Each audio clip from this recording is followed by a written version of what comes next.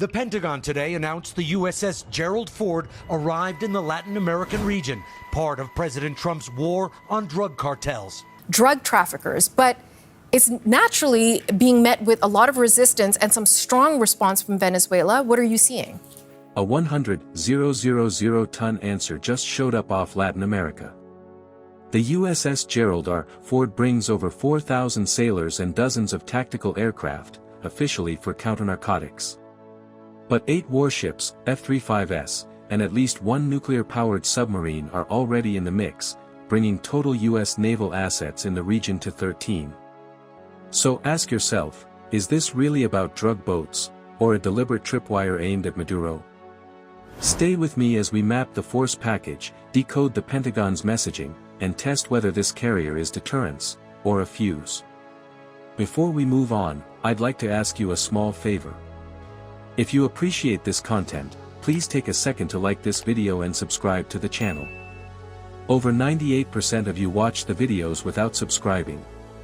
It costs you nothing, but it makes a huge difference to us. So, did you click the subscribe button? Great! Thank you so much. Now, back to the video. If drug boats are the target, why sail in a 100,000-ton deck with 78 aircraft and a nuclear shadow when Coast Guard cutters normally do the job? That's the question Southcom invites by flying the counter-narcotics banner while parking a top-end air wing and command and control suite that outclasses any smuggler on the water. This is a U.S. warship, and its focus for the world's attention this morning because the aircraft carrier USS Gerald Ford, it's the latest move in an increasingly aggressive posture that the White House is taking towards the Venezuelan regime. With its own show of force, President Nicolas Maduro ordering a massive troop deployment, nearly 200,000 soldiers, as the country is on high alert, and he says Venezuela is ready. Under a standard interdiction play, you'd see fast response cutters pushing close, maritime patrol aircraft like P-8s sweeping lanes, and partner navies filling gaps. It's lean, quiet, and cost-effective. But then you look south and count a carrier plus 8 warships, F-35s, and at least 1 nuclear-powered submarine rounding out 13 assets. That's not lean. That's theater. A carrier brings layered air defense, electronic attack, and deep strike options that don't belong in a simple chase. Its airborne early warning, think E-2D class effects, puts a radar guardrail high above the sea. Add F-35 sensor fusion, and you get a stitched picture that tracks low-profile fast boats, coastal patrols, and any state aircraft that nose into the airspace. It's an ISR bubble that sees more than smugglers. It maps intent. Call the supercarrier a floating A2/AD negator, an airborne router that links sea lanes, coastal radars, and airspace near Venezuela into one live network. When that net hums, every emitter has a return address. Every move gets context. It absolutely is. So on the surface, this appears to be a classic case of saber rattling. Venezuela responding to the arrival of that USS Gerald R. Ford aircraft carrier into the region.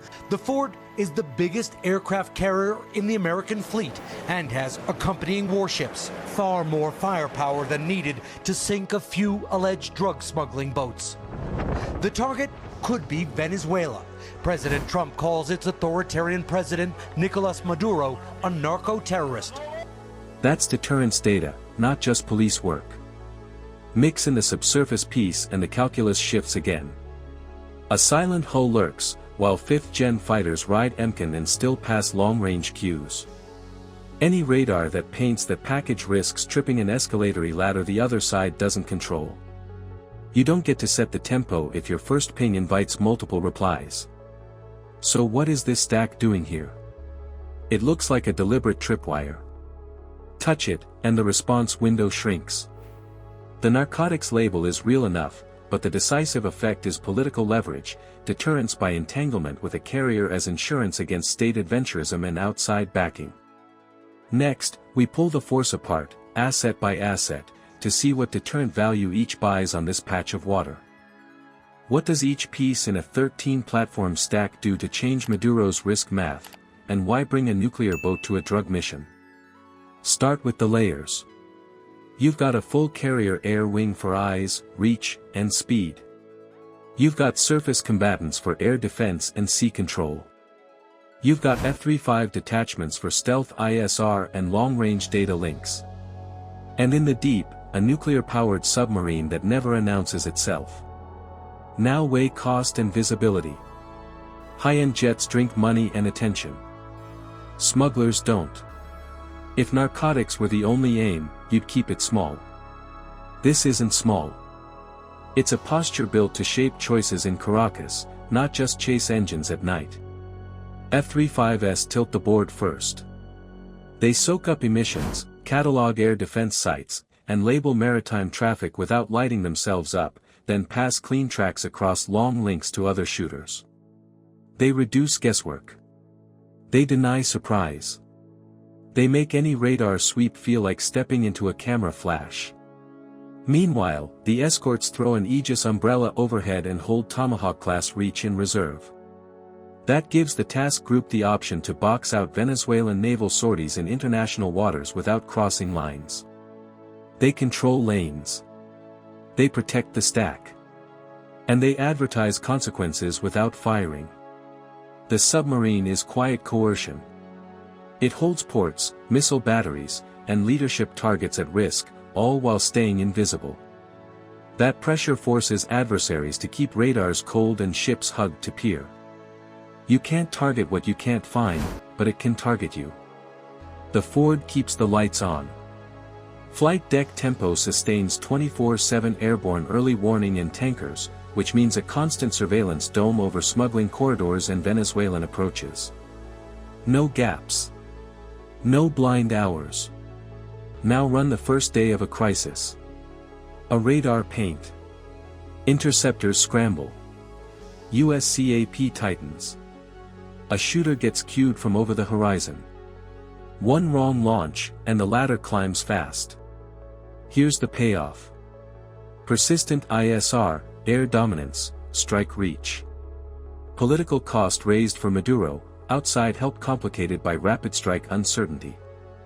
F-35s earn their keep by mapping under MCAN and queuing intercepts. This isn't a raid. It's posture, written in steel and flight hours. The counter-narcotics banner is real, but the decisive effect plays in politics. Presence shapes choices. A carrier group plants a line in the water and turns escalation into a losing bet for Caracas and any sponsor state. The cost isn't in rounds fired. It's in options denied. So you tell me, drug mission cover or deliberate tripwire? Comment your choice below. If you want deeper tactical breakdowns like this, subscribe. The Ford is either the stop sign or the spark. One posture, two paths. Which one it becomes depends on who blinks first, and how long they can stare into a 24/7 surveillance dome.